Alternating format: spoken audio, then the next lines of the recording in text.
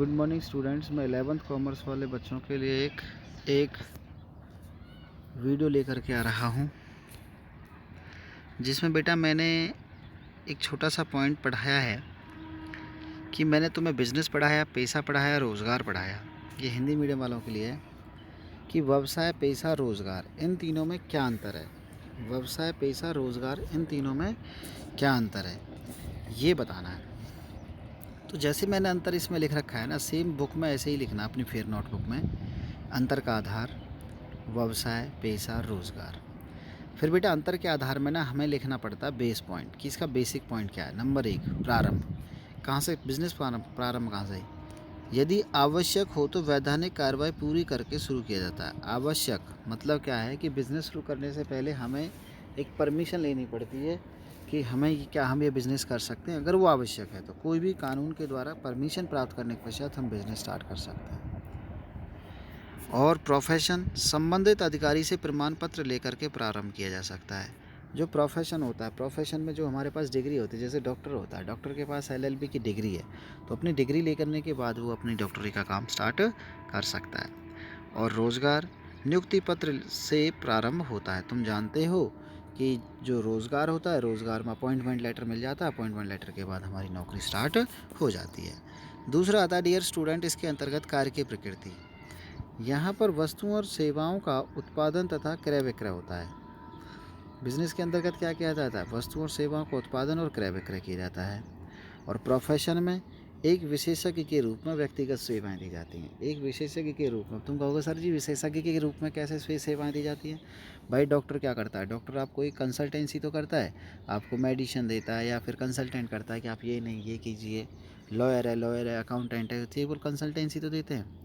और एम्प्लॉयमेंट में समझौते के अनुसार जो भी काम नियोक्ता के द्वारा सौंपा गया कार्य है उसे पूरा करना पड़ता है। मतलब जो भी मालिक ने काम तुम्हें सौंपा है वो पूरा करना पड़ेगा। विनियोग, इसमें इसके आकार एवं प्रकृति के अनुसार पूंजी की आवश्यकता होती है। व्यवसाय में जो पैसे की आवश्यकता किसके आधार पर होती है बेटा? इसके आकार के आधार पर, इसकी प्रकृति के आधार पर पूंजी की आवश्यकता होती है। प्राय इसमें कम पूंजी की आवश्यकता होती है और इसमें पूंजी की आवश्यकता नहीं होती। जोखिम, ये बेटा थोड़ा सा एक लाइन छोड़ करके लिखना है तुमने, ये इसमें थोड़ा सा अंडर लिख रखा है तो तुम ध्यान से रखना। इसमें जोखिम अधिक होता है, इसमें जोखिम कम मात्रा में होता है और इसमें जोखिम नहीं होता। रोजगार में तो कोई जोखिम ही नहीं होता। क्या तो जोखिम होता है? नहीं होता, इसमें कोई जोखिम नहीं होता है। योग्यता, इसमें किसी औपचारिक योग्यता का होना ज़रूरी नहीं है। बिजनेस करने के लिए किसी भी योग्यता का होना ज़रूरी नहीं है, ठीक है, बस काम संभालना चाहिए। इसमें औपचारिक योग्यता का होना ज़रूरी है। भाई डॉक्टरी का काम करोगे तो डॉक्टरी तो आनी चाहिए ना, बिना डॉक्टरी आए तो कैसे कर लोगे? कुछ नहीं है। और इसमें भी औपचारिक योग्यता का होना ज़रूरी है। नौकरी तो क्या मिलेगी? योग्यता के आधार पर ही तो मिलेगी। उद्देश्य, इसका उद्देश्य लाभ अर्जित करना होता है, लाभ कमाना होता है। इसका उद्देश्य आय अर्जित करने के साथ साथ, इसमें थोड़ा सा तुम मेरी तरफ से लिख लेना कि व्यक्तिगत समाज की सेवा करने के साथ साथ आय प्राप्त करना होता है। और इसमें इसका भी मुख्य उद्देश्य आय अर्जित करना होता है। ये मेरा बेटा एक क्वेश्चन ख़त्म हो चुका है। अब ध्यान रखना कि दूसरे क्वेश्चन की तरफ पढ़ते हैं। व्यवसाय के उद्देश्य, जैसे मैंने डायग्राम बना रखा है वैसे ही तुम बनाओगे। व्यवसाय के उद्देश्य, व्यवसाय के 2 उद्देश्य होते हैं, आर्थिक उद्देश्य, सामाजिक उद्देश्य। कौन कौन से? आर्थिक उद्देश्य और सामाजिक उद्देश्य। सामाजिक उद्देश्य तो होते हैं समाज की सेवा करने से संबंधित, आर्थिक होते हैं अपने से संबंधित। आर्थिक उद्देश्य में 3 प्रकार के होते हैं, जैसे लाभ अर्जित करना, ग्राहकों में बढ़ोतरी करना, ग्राहक को बढ़ाना, ग्राहक सृजन, नव परिवर्तन, नए परिवर्तन करना अपने व्यवसाय में। तो मैं पढ़ रहा हूँ पहले आर्थिक उद्देश्य। ये व्यवसाय का एक ऐसा उद्देश्य होता है जिसके अभाव में व्यवसाय की कल्पना भी नहीं की जा सकती। आर्थिक दुख किसी न किसी रूप में धन अर्जित करने की बात कहते हैं। आर्थिक दृष्टि से व्यवसाय के निम्नलिखित उद्देश्य है, मतलब पैसा कमाने के निम्नलिखित होते हैं। बिना पैसा कमाने के लिए व्यवसाय थोड़ा ना किया जाता है। तो आर्थिक उद्देश्य का मतलब है धन कमाना, पैसा कमाना, जिसके निम्नलिखित कार्य है। नंबर 1, लाभ अर्जित करना, आर्थिक उद्देश्य है। ग्राहकों को बढ़ाना, आर्थिक उद्देश्य है। नवपरिवर्तन, ये भी मतलब नए परिवर्तन व्यवसाय में करना, ये भी आर्थिक उद्देश्य है। सामाजिक उद्देश्य, व्यवसाय की स्थापना समाज में होती है और समाज में एक महत्वपूर्ण अंग है। इसी प्रकार जब व्यवसाय समाज में रहकर के अपनी क्रिया संपन्न करता है तो समाज के प्रति भी उत्तरदायित्वों को नहीं भूलना चाहिए।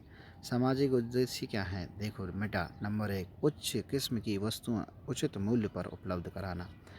उचित मूल्य की वस्तुएं उचित मूल्य पर उपलब्ध कराना, समाज के विकास में योगदान देना, विनियोजकों को अधिक लाभ प्राप्त करवाना, रोजगार उपलब्ध कराना, ये हमारे बिजनेस में कार्य हैं। एक इसी में एक नंबर का क्वेश्चन आ जाता है, role of profit in business. Business में प्रॉफिटों के क्या फ़ायदे हैं, लाभों के क्या लाभों के क्या महत्व है, प्रॉफिट्स के व्यवसाय में क्या लाभ होते हैं। देखो, लंबे समय तक जीवित रहने के लिए लाभों की आवश्यकता होती है। संस्था का अतिशीघ्र विकास करने के लिए लाभों की आवश्यकता होती है। कुशलता वृद्धि करने के लिए, कुशलता वृद्धि मतलब अपने आप को डेवलपमेंट करने के लिए लाभों की आवश्यकता है। अपनी योग्यता पहचान बनाने के लिए प्रॉफिट के लाभ, और अधिक लाभ प्राप्त करने के लिए भी लाभों की आवश्यकता होती है। तो ये 2 नंबर का क्वेश्चन था डियर स्टूडेंट्स।